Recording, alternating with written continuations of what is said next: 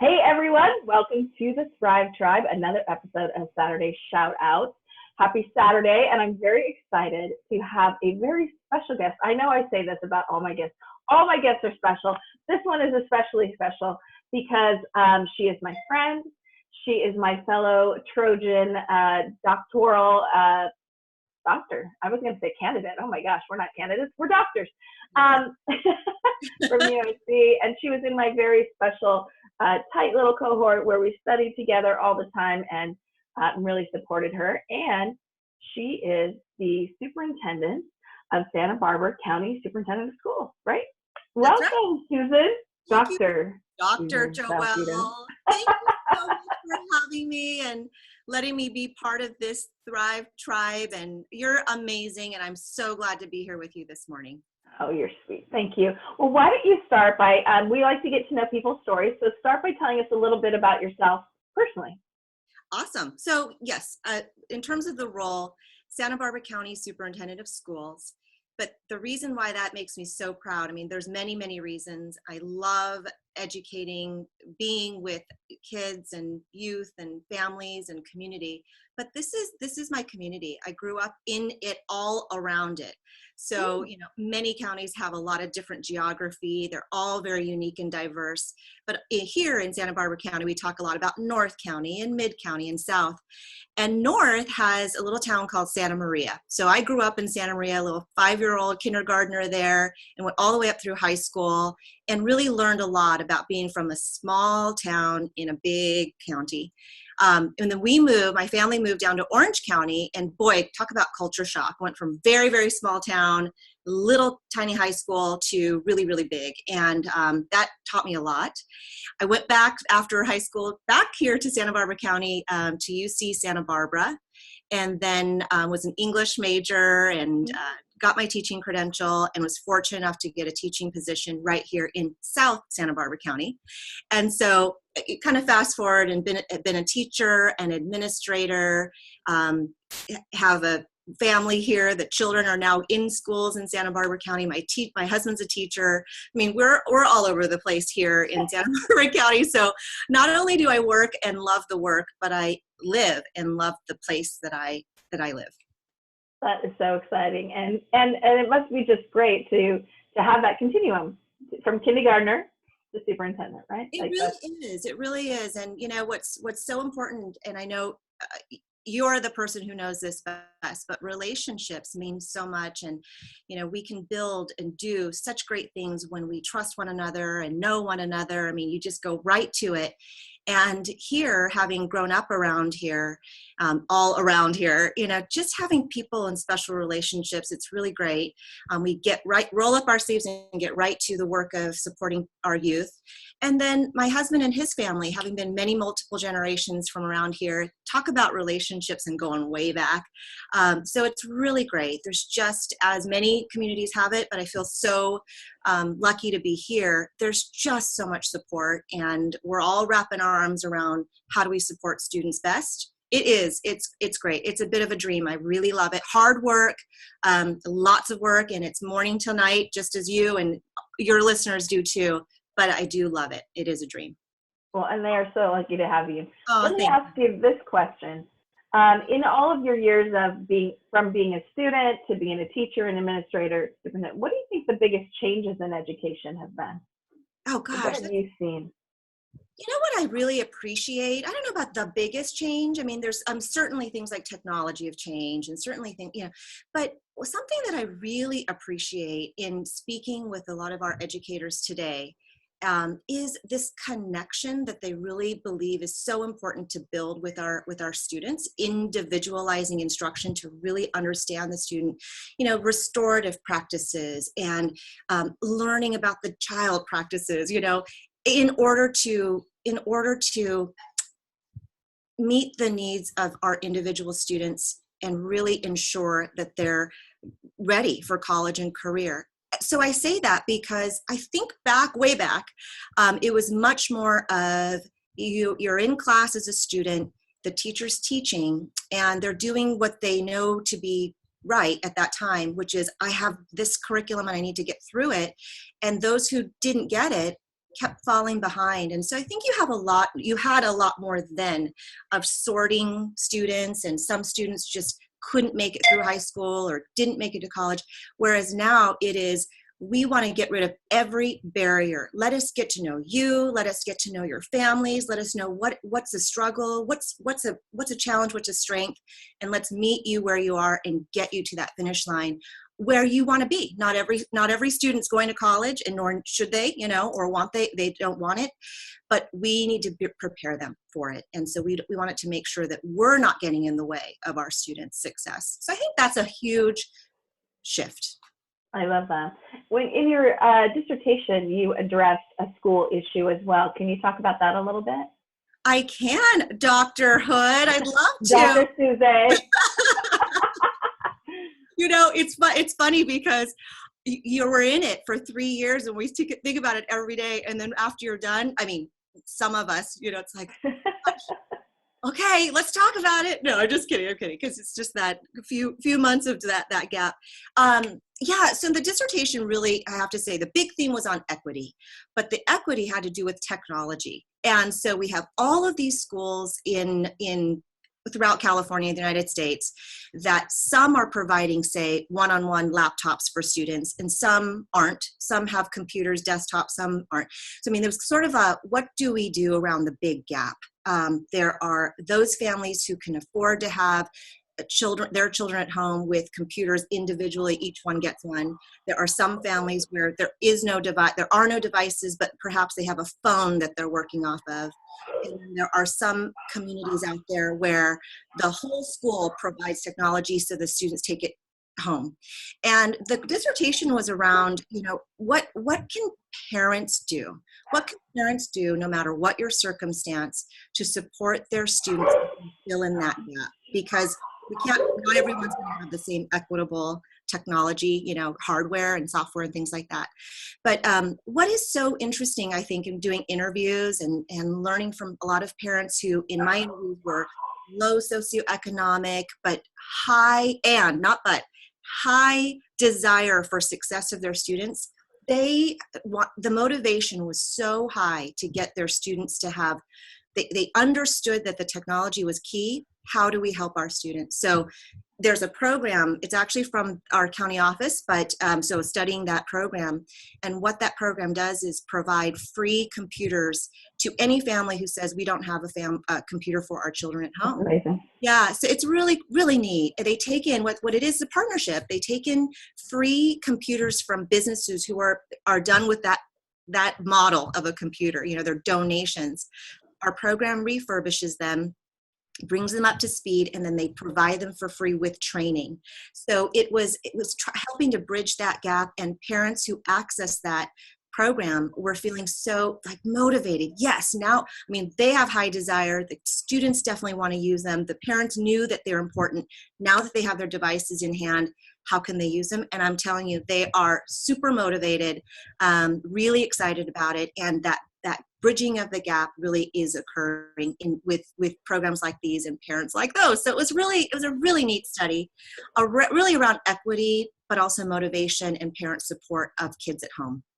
I think it's so important, because I think that it's probably not thought of very much. I think that people who have computers, like we're talking on one now, probably take it for granted a little bit that everybody can do it. That everybody, and teachers assigning homework may assume everybody's got Wi-Fi, everybody's got a computer. And so I think it's just really important to bring that to people's attention, so that we can make sure that everything is equitable. And I love that your county office is doing that program. It's amazing.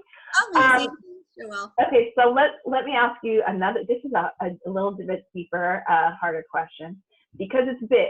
So there are lots of priorities in education that are important.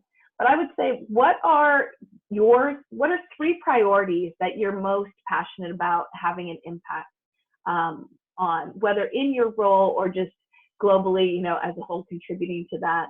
What are 3 educational priorities that light your fire? Light my fire.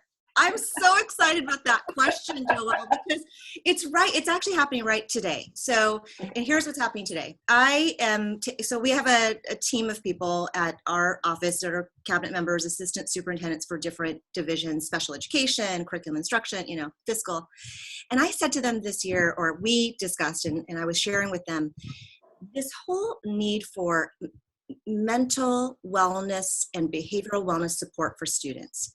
And so let me kind of fill this in. In our world, in education world, for a long time, it's been around academic success.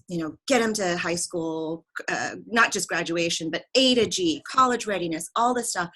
And that's great. I mean, that's important. It's not just great, it's critical. It's really, really important.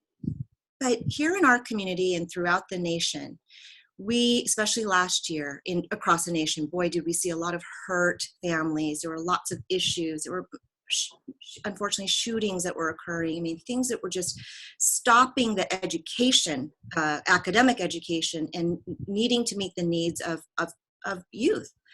And then here in Santa Barbara County, we've had something that unfortunately has occurred through other counties and across the nation too. We've had teen suicides that have spiked in numbers. We had, and unfortunately in California, right happening now, fires. And for us, we had mudslides that were really detrimental, lots of lost lives. So at the traditional education, K-12 academic, really had to be put in a bit of a box and put onto the side for a moment while we were healing the community. And it really struck me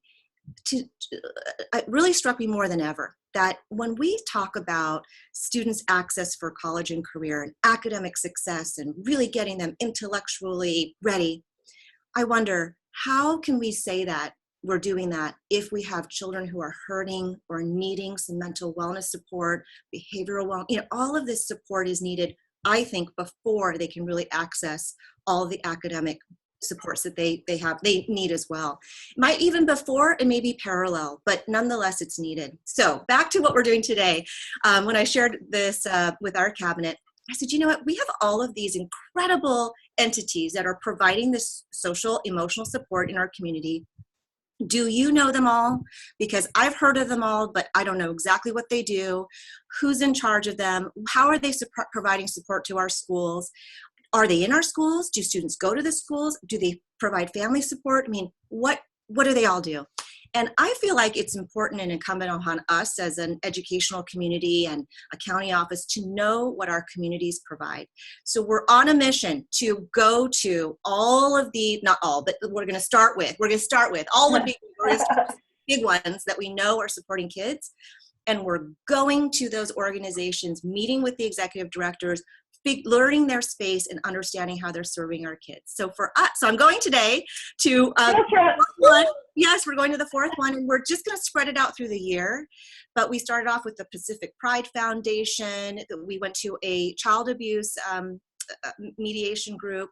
We're going, so on and on. They're all different for different places, but it is a huge priority for us. It is to say, we're going to meet the needs of students. Absolutely, it's educational and academic.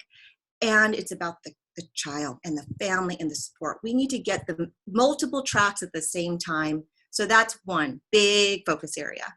I have to say, not everybody in the Thrive Tribe is educators, but for those who are educators, all about Bloom's taxonomy. Yes. And I like to say, you've got to Maslow before you bloom, right? So we got to meet the basic needs of safety, belonging before we can get to, self-actualization and seeking out education. And you bring up another thing, so just before you get to your priorities, I don't want to forget this, but the trauma that probably continues to happen as a result of the fires and the mudslides.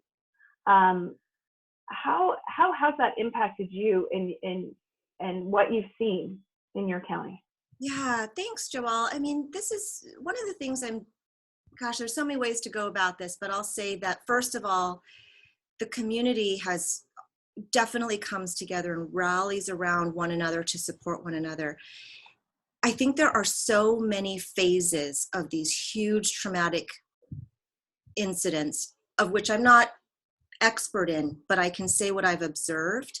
And what I've observed is that there's a rallying around and almost a euphoric sense of we've gotten through this and we'll get this through together.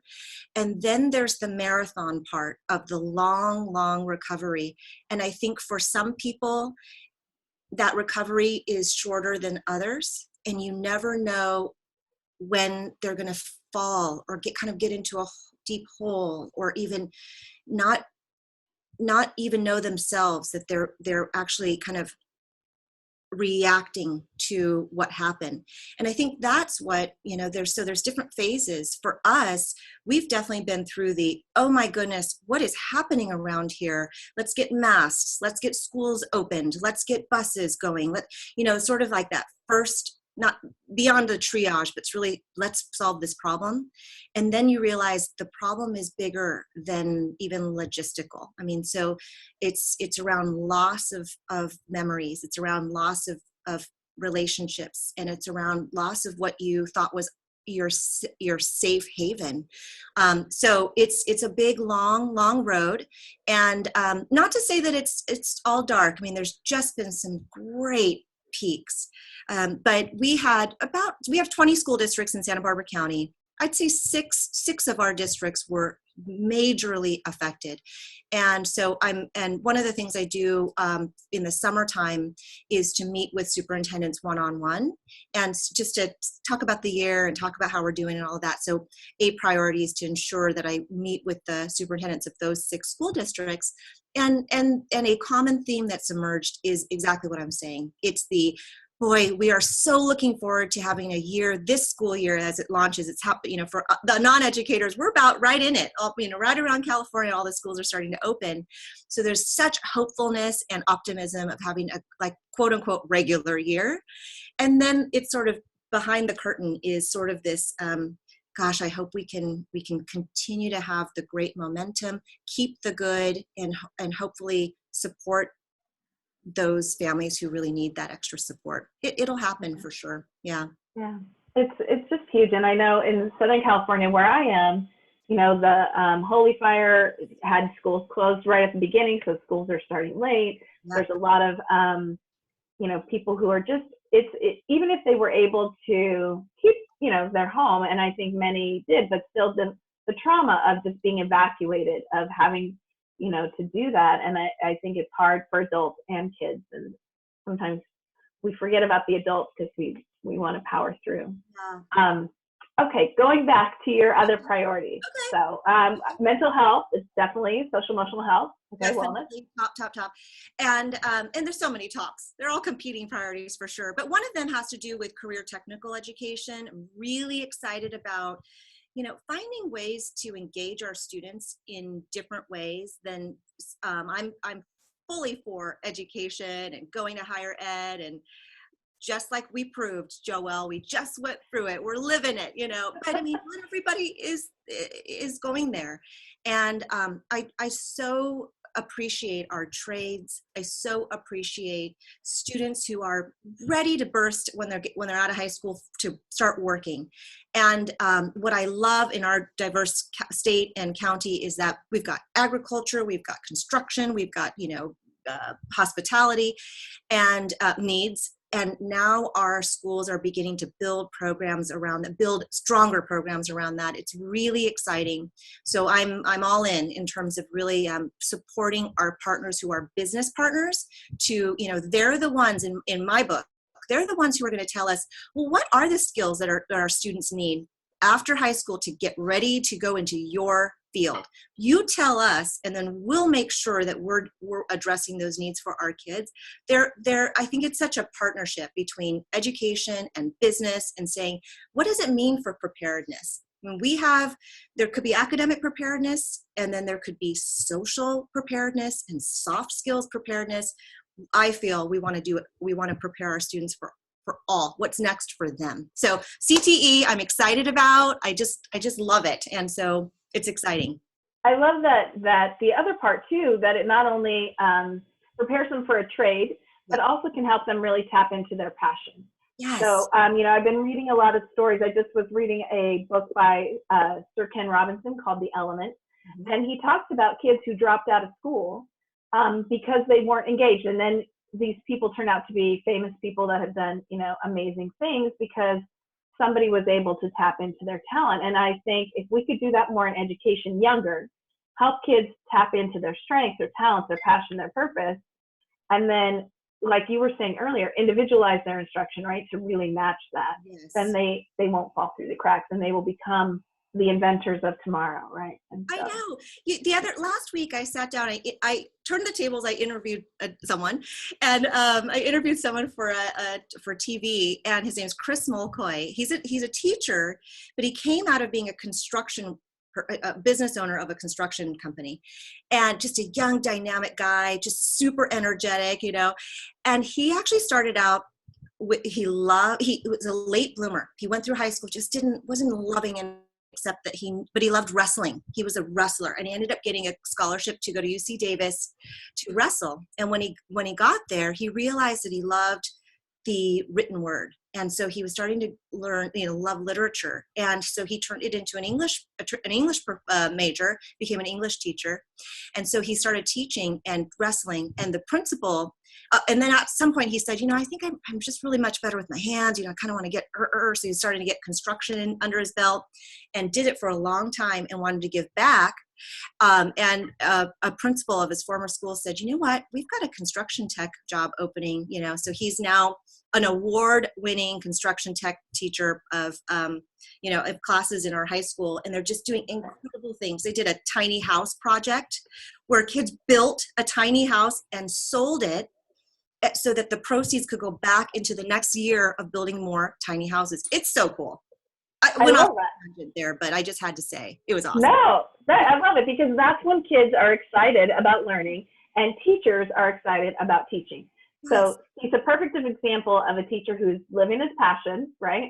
Living his purpose and getting kids excited about discovering if that's something that they're passionate about, right? And exploring. I love it. Awesome. Okay. And did you have one more? Well, I'll just say one last priority, and there's so many, but one is just really supporting our teachers. And, it's really not just about how do we get teachers into our profession, but really supporting them and retaining them well, and really nurturing them, feeding their soul. We have incredibly dedicated professionals in our schools working with our kids day to day.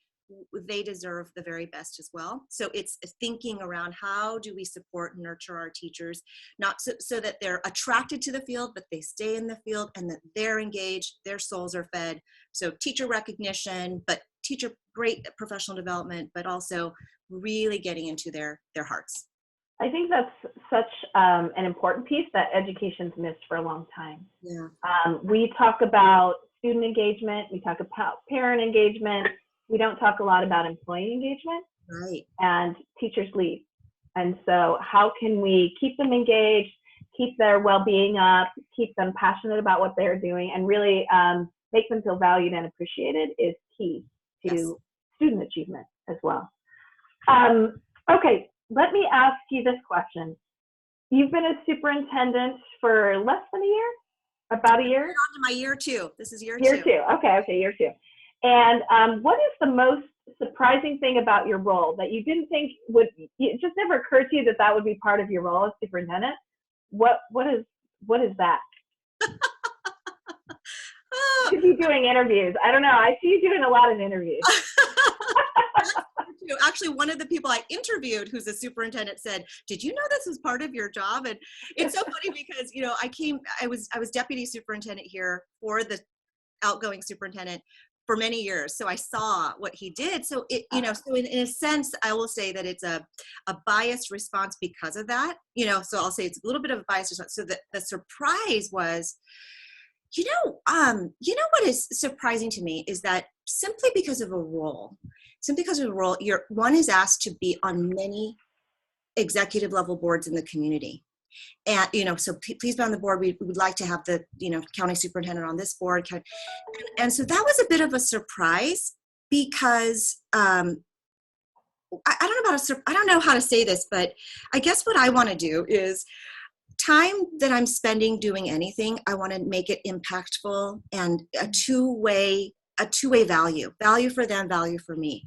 So I'm trying to say this diplomatically, but in the fact that you're kind of asked to serve, I'm really trying to find in all of them, not in some of them, I should say, in some of them, because some are really easy, but trying to find how can I serve and make it impactful for you, and then also beneficial for me. And so that's a thing. That's a thing. It's a bit of like, oh, do you want to have me serve because of what I can provide, contribute, or is it the role? So it's kind of like, let me make it about both. Let me make it about both. So that's something that I'm trying to really turn all of those into. I say that, really, not saying that they're all like that. Maybe like 10%. You're kind of like, wonder why, I'm. Well, and it's about you feeling that you're contributing your strengths too, right? Right. So, I mean, that makes it more valuable. Okay, Yeah. Here's a fun question for you. Okay. If someone made a movie of your life, would it be a drama, a comedy, a romantic comedy, an action film, or science fiction? That's such a fun question. It wouldn't be drama. Don't want drama. I think we'd have to turn it into total comedy because that would be way more fun. Wouldn't be romantic. No. No. No, I think it would be comedy, because I would hope that I would have some rights to help, develop the script. And I would just insist, let's make it funny, let's make it funny and humorous and sweet. So I think it'd be a sweet comedy. Oh, nice. I love it. If you could have one superpower, what would it be and why? Oh, superpower. Well, currently I'd love the superpower of learning how to sleep really well. That's not the right answer. I can help you with that, Susan. Can you? I need the superpower. Gosh, I swear, I lay my head down and then it's just, but superpower. I think it'd be classic, 10-year-old answer, like be invisible. I think it'd be kind of cool. Yeah. And why? Why would you want to be invisible? I think I was going to say that, or super speed, but invisibility would be kind of cool. Like just kind of travel through and be observant and, just maybe be a little bit, camouflage in the world. So you can kind of see and really observe without having someone observe you, observing them. Yeah. Be kind of cool. I like it. Observant. I like that. If there's a new skill that you want to learn this year, what's the new skill something new? It doesn't have to be a skill, but something new you want to learn about in the next year. Oh gosh, there's a lot. I mean, this isn't a new skill, but like I want to do lots more reading. I want to learn how to build things. I want to get more into music. Yes. So are you going to build tiny houses? Well, here's this gal. Okay, there's this gal that I know. There's this gal that I know, and she is so well grounded. She's learned. She's a professional. She has children. She's advancing her education by herself online. I mean, there's just a lot of things I really admire about her. And then what she does on her free time is go out and help the community by building things. Like it's called a bucket brigade around here. And it was developed because of the fires and mudslides. And they're going and rebuilding homes and things. And I'm looking at her and I'm like, Lisa, how do you know how to do this? She's like, I just taught myself, or they teach me. I'm thinking, I think I want to get a little more physical, I love that. Yeah. A little dirty. I know. Let's do it. I love it. Okay, so here's a question I ask every guest. Don't overthink, this is a big question too. But if you could teach the world just one thing, and granted the world needs many, many lessons, but one lesson from Dr. Susan Salcido, what would you want them to learn from you? Gosh, that is a great question. This is something I will share because this is something that I've learned and I think is so valuable to me. And that is this lesson of kind of when things are hectic, and there always are going to be hectic times, busy, frantic, hectic, just schedule, whatever it might be, or even trying to find purpose as to what you're doing and why. If I ever feel any of those things, I stop and pause and think, I am so grateful. I am so grateful to be in the seat that I'm in, whether it's like literally in the car or the chair I'm in or the place I am, that I'm the one who is able to be there and to serve. And it's like, if I'm the one who's allowed to be and just so grateful to be there. Let me turn this into something good. And so if I pause even for 20 seconds, 15 seconds or something like that, the beginning of the day or during the hecticness or sometime where you're just kind of like wondering, what is this about? I really, I heard it somewhere and then I turned it into for myself, and it has completely changed my perspective. And it just gets me energized. And I think, you know what, of all the people that are here in this hecticness, I've been allowed to be here. So let me be grateful about that. And then let's move forward. And so that's something that I would like to share with people who. Gratitude is a huge well-being and happiness tool. Definitely. Powerful. All right. So now that's probably why I was talking. Now you get to ask me a question. And I will do my best to answer that question. I'm a little frightened because you know a lot about me, so I don't know what you're going to ask me. Oh my gosh, I love it. Well, I have a million things I would ask you, but maybe not right this very minute. But you know what, Joelle, first of all, I just want to say, I admire you so much. I mean, you radiate a glow about you that is such positive energy. The world is a better place to have you in it, Joelle. And I am just so honored to have you as a friend and lifelong, forever. It's something real. And something else I admire about you is that you will go in front of, hundreds of people and you put your vulnerability out there and you really help share you walk your talk. And so I love that. So I guess the question I have, one of many, but one question I have is, you've met a lot of people, lots of strangers or people that are now friends, but I'm curious about common themes that you've recognized in people all over the place. You've worked nationally, but are there common themes around struggles that we have as a people, or even strengths that we have as a people, in terms of, us as people? Just some themes that you seem to notice as you've walked your talk. I think that's a great question. In so many ways I can go. So I'll say a common struggle and a common joy. Okay. I think a common struggle is, and this is probably my soapbox that kind of spurs me on, is I think a lot of people don't feel valued and appreciated and connected at work. And I work with a lot of different people, but a lot of educators and teachers in particular. Sometimes just are in their classroom and they don't necessarily feel connected to other teachers, especially if they're in a really big school. I think leaders sometimes feel isolated in their role and don't feel connected. They're not sure how vulnerable to be with their staff, how much to be, apart from them. And so I think that there's a common struggle of not sure if they belong or how they belong. And so I'm on a mission to change that. And then I would say the common, I guess the what brings me joy is when I see people kind of tap into their purpose, and whatever their job is, I see such a shift in how they approach their job if they get really why they're doing it and if they bring their passion into work.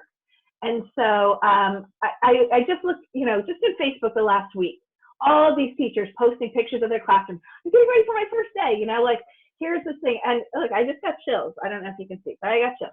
Because the excitement of just being super happy about what you do. And it doesn't mean that we always have the job we want. We don't always have the boss we want, but what we can do is bring our energy and passion in, and then those things don't matter, right? Because, they still matter, but we let our passion override kind of the outside forces, and we just look at what's in our hula hoop, which is us, and how we can impact with the joy and enthusiasm that we bring to work. And so when I see people doing that, it's just a different shift about how they approach work right now. So, I love it. Passion and belonging, those two things I am big on my list. And that's great. I love that response, and I'm going to take response to the first one in terms of belonging, I'm going to apply it today. I'm going to go out that door, you can't see it, and then in a moment, and ensure that I really make some connections today, simply because of what you see, how you impact people, Joelle. Instantaneous. It's Oh, instantaneous. No, but it's true. I really will. I really appreciate that. Both comments. So thank you. Well, thank you so much for being here, Susan, Dr. Susan Salcido. I love connecting with you. We have to chat more often. We do. We're texters. But, we are.